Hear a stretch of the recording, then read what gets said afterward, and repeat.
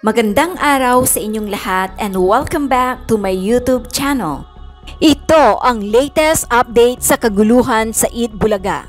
Ngayong araw ng Martes, nagbahagi ng bagong cryptic post ang Henyo Master na si Joey De Leon sa social media. Sa isang post sa kanyang Instagram, nagbahagi si Joey De Leon ng kanyang larawan kasama ang AI na si Ellen of Hollywood sa Give Me 5 portion ng EAT.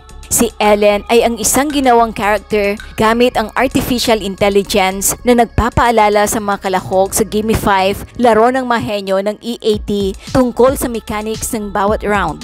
Sa caption, sinabi ni Joey De Leon na kamakailan lang ay tinanong si Ellen kung ano ang kanyang opinyon sa telebisyon tungkol sa kanyang sikat na Laban Lang expression. Pagkatapos ay ibinahagi ni Joey De Leon ang dapat na tugon ni Ellen. Nang tanungin si Ellen of Hollywood what she thinks of television bukod sa Laban Lang, she quipped, "Fake apakan lang," with wink tongue emoji, ang caption ni Joey De Leon sa kanyang post. Noong nakarang araw ay tila may patama rin si Henyo Master Joey De Leon kay Yorme Isko Moreno. May bagong cryptic post si Henyo Master Joey De Leon sa kanyang Instagram post na pinaghihinalaang patama kay Yorme Isko Moreno. Gin na Jetly, Ginway na legit. Bihens Gidtali, hindi tagilid. Ang bago at pinag-uusapan na Instagram post ni Joey De Leon noong linggo ng gabi, August 20, 2023. Kaya pala isipan sa kanyang mga taga-subaybay ang naging mitya para muling magpatutsada ang controversial co-host ng EAT, ang noontime variety program ng TV5. Naniniwala ang mga taga-suporta ni Joey na may insidente o issue na nagudyok sa kanya para ibahagi sa lahat ang cryptic post na ginamit niya na caption sa larawan ng lahat ng mga host ng EAT. May mga nag-iisip na baka si former Manila City Mayor Isko Moreno na may sariling segment sa Eat Bulaga na G sa Gedli ang pinatutungkulan ng Instagram post ng comedian at TV host na tinaguriang Henyo Master. Si Isko ang isa sa mga ipinalit bilang co-host ng Eat Bulaga at ang G sa Gedli ang kanyang public service segment na nagbibigay ng pera sa mga tao na nakakasalamuhan nila ni Buboy Villar sa mga lugar na kanilang pinupuntahan. Kung may G sa Gedli ang Eat Bulaga, may Sugod Bahay Mga Kapatid ang EAT na version nila ng One for All for One na isa sa mga dating public service segment ng television program na pinanggalingan ni na Joey, Tito at Vic Soto. Maingay at inaabangan ang Sugod Bahay Mga Kapatid mula nang mag-umpisa itong mapanood sa EAT dahil sa popularidad ni Mayor Jose Manalo. Ang karakter ni Jose Manalo na isinalarawan bilang ang mayor na walang talo dahil ipinanganak na Manalo. Ang Sugod Bahay Mga Kapatid at si Mayor Jose Manalo ang isa sa mga dahilan ng mataas na ratings ng EAT dahil kinaaaliwan ng husto ng televiewers. Pinaniniwalaan naman ng mamahihilig umano sa intriga na sinadyang itapat ng EAT si Mayor Jose Manalo kay Isko na dating mayor ng Maynila, ang G sa Gedli segment ng rebranded na Eat Bulaga. Samantala, Intellectual Property Office or IPO Philippines nagsalita na. Tama umano ang sinabi ng legal counsel ni na Tito, Vic and Joey na si Attorney Buko na hindi big deal ang 10-year renewal na hawak ng Tape Incorporated at hanggang ngayon ay ongoing pa rin ang cancellation case para sa Eat Bulaga trademark. Narito ang buong paliwanag ng kilalang vlogger at social media influencer na si Models of Manila TV na mapapanood din sa kanyang official Facebook account na Models of Manila TV. So ito po mga Dabarkads, meron po akong good news sa inyo. Meron pong nilabas na article a few hours ago ang Daily Tribune. Okay? Kung saan po nilabas po nila na nagsalita na yung pong IPO Philippines through its Director General, Attorney Roel Barba. Okay? So ang headline po dito nakalagay, TVJ's trademark cancellation case remains. So, ibig sabihin po, tuloy pa rin yung pong cancellation case nila. At yung lahat ng mga sinabi sa akin ni Attorney Buko, nalala nyo yung interview ko sa kanya, lahat po ng sinabi niya ay tama.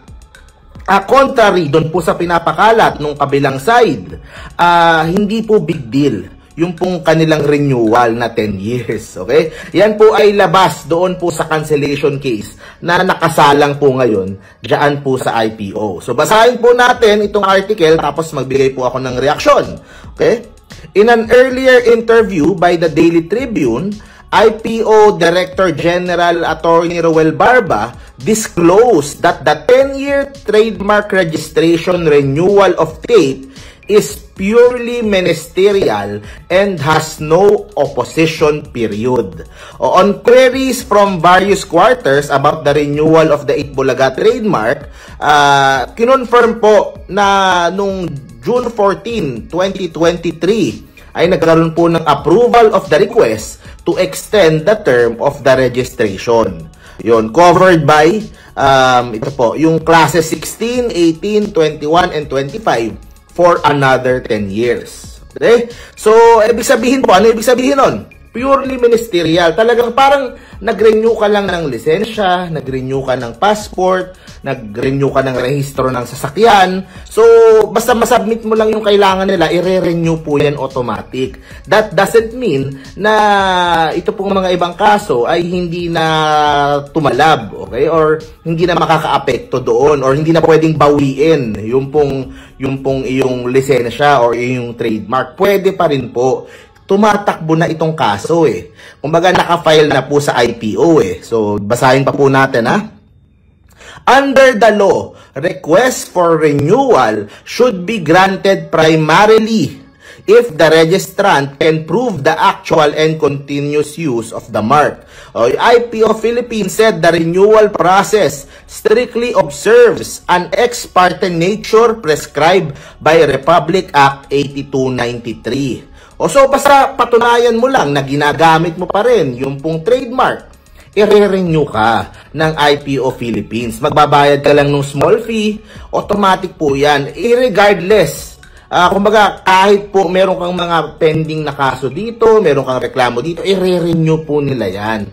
Kasi actually, sa totoo lang, successful yung TAPE in convincing the public na victory para sa kanila yung pong pag-renew. Sa totoo lang po, hindi naman. Parang nagpa-renew ka lang ng rehistro, parang nag-renew ka lang ng driver's license. Pero kung may nakapending ka pa rin na kaso at matalo ka dun sa kaso na yun, pwede pa rin tanggalin yung trademark mo. So, ayun.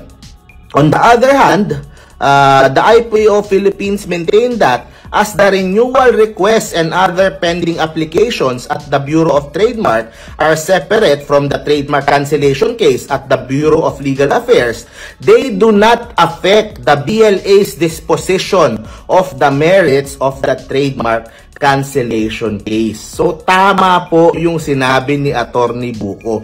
Hindi nakakaapekto yung pong renewal doon po sa Bureau of Legal Affairs na dumidinig po doon sa kaso. Ibig sabihin, kahit na-renew yan ng 10, 20, 30, 50 years, kapag nanalo ang TVJ dito sa cancellation sa Bureau of Legal Affairs, mawawala yung pong yung trademark na nandun sa tape, makakansela. So, tama po yung sinasabi ni Attorney Buko. Tama po yung sinasabi niya. Masyado lang naging big deal. Masyado pong hinipe up ng ibang media yung pong ano na ito, itong issue na ito, yung renewal na ito. Sa totoo lang, hindi po siya talaga big deal kasi normal lang na ginagawa yon. Talagang nataon lang na yung 10-year renewal ay tumama habang nagkakaroon ng gulo dito between TVJ and TAPE.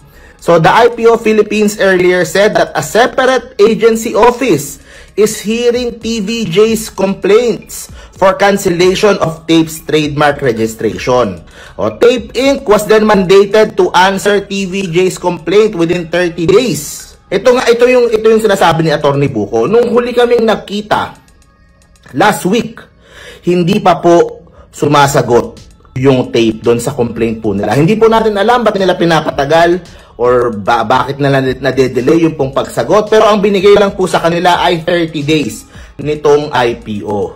So, kapag hindi sila nagbigay ng kanilang panig, ay kumbaga tutuloy po yung kaso without yung kanilang side. Okay? Without yung kanilang testimonya, yung kanilang panig, ganun po ang mangyayari. Pero tuloy pa rin po yung pong pagkansela ng TVJ dito po sa trademark ng hawak-hawak ng tape na according to TVJ ay niregister po nila in bad faith. Niregister po nila na hindi po alam ng Tito Vic and Joey at kumaga wala po silang approval na iparegister nyo yan. So yun po ang pinaka magiging laman o labanan ng kaso na ito. So ang nangyayari ngayon guys, para maging klaro lang po tayo, merong Marikina case which is for the copyright, which is damages worth 21 million para doon sa mga replay na pinalabas yung TVJ ng walang pahintulot. Merong trademark case. Dito pag nakansela yung trademark ng tape, ay mas makukuha ng TVJ at mas malakas na po yung hawak nila sa Itbulaga. Diba? So dalawa po yung tumatakbo.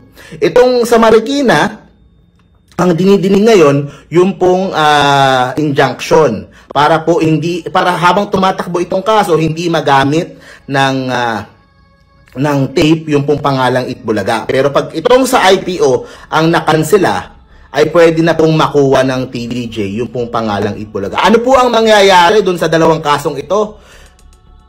Time will tell. Hindi ko po masabi. Pero sa akin po, maganda po na finally nagsalita ito pong sa IPO. Tribune po yung naglabas. Hindi ko alam kung i-cover ito ng mga ibang media o ng mga ibang pero sana po makaabot sa kanila, i-reportin po nila para patas po, para alam lang din na tama yung pong sinabi ni Attorney Buko. Ministerial yung pong renewal, hindi po siya big deal. Kaya talagang normal lang po na ginagawa po yan. At hindi po siya makakaapekto doon sa complaint nila para ipakancel yung pong trademark na hawak-hawak ng tape. Mag-subscribe at i-click ang notification bell para sa mga susunod na video updates. Maraming salamat po.